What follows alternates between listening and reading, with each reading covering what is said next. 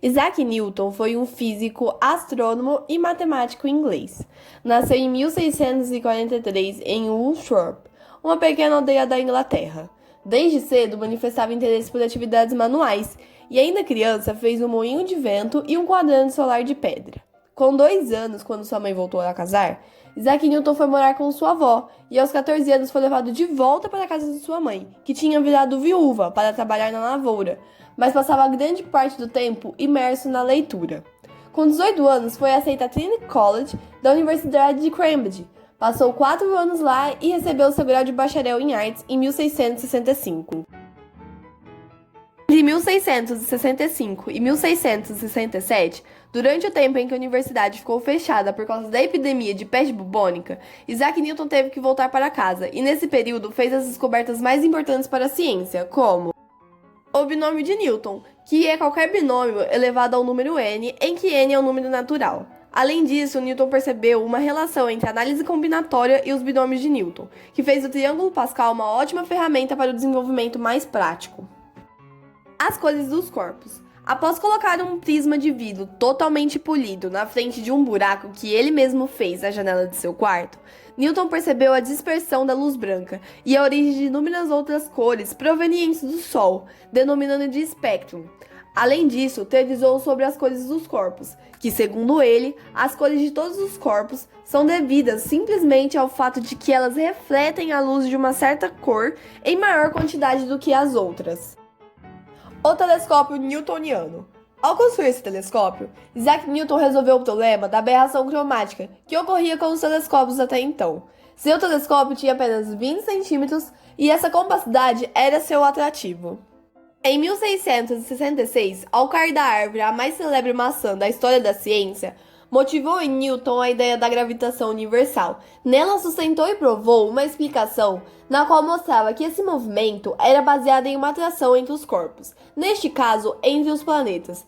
Newton mostrou que a força entre os corpos depende de sua massa, como da proximidade deles. As 3 leis de Newton. A primeira lei é a chamada de inércia, que diz que para o corpo sair de seu estado de repouso é necessário que uma força passe a atuar sobre ele. A segunda lei informa que a força resultante é diretamente proporcional ao produto da aceleração de um corpo pela sua massa. E a terceira lei diz que toda ação causa uma reação, e que a ação e a reação são iguais e opostas. Em 1667, quando a universidade reabriu, Newton voltou para a sua atividade, mas acabou se tornando professor de matemática, sucedendo seu próprio mestre protetor Isaac Barrow. Em 1672, foi eleita ao Royal Society e representou a Universidade de Cambridge no parlamento por 2 vezes. Foi diretor da Casa da Moeda, época que fortaleceu a moeda e reergueu o crédito nacional, e em 1705, a rainha Ana outorgou a Newton o título de Sir, sendo o primeiro cientista a receber tal honraria. Newton passou o resto de sua vida científica ampliando suas descobertas. Vivia sozinho, isolado e não se dava bem em sociedade. Ainda assim, quando faleceu no dia 20 de março de 1727, aos 84 anos de idade por problemas renais, tinha um status glorioso na Inglaterra e seu funeral foi digno de um rei. Em sua homenagem, foi erguida em Cambridge uma estátua com os dizeres: "Ultrapassou os humanos pelo poder de seu pensamento". Sua obra que merece destaque é Princípios Matemáticos da Filosofia Natural, publicada em 1687. Outras obras são Métodos das Fluxões, em 1671, Óptica, em 1704 e Aritmética Universal, em 1707. Newton possui 2 datas de aniversário, pois quando ele nasceu, a Inglaterra adotava o calendário juliano, e segundo esse calendário, a data dele é dia 25 de dezembro de 1642, Natal.